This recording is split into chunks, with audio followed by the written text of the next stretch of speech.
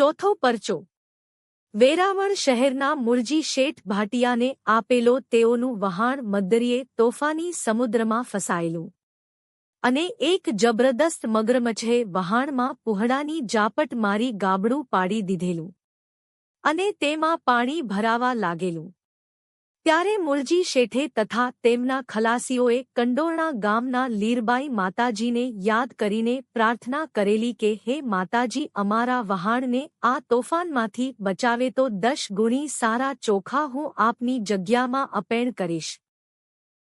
ત્યારબાદ શેઠના મનનો વિચાર ફરતા જાડા ચોખાની 10 ગુણ મોકલેલ. ત્યારે માતાજીએ કહેલ કે તમારા શેઠને કેજો જાડા ચોખા પાછા લઈ જાય તથા વહાણમાંથી મારો લીલો અહરો તથા ધોળી ધાબળી વહાણમાં જયા ગાબડું પડેલ છે ત્યાં મેં આડી દીધેલ છે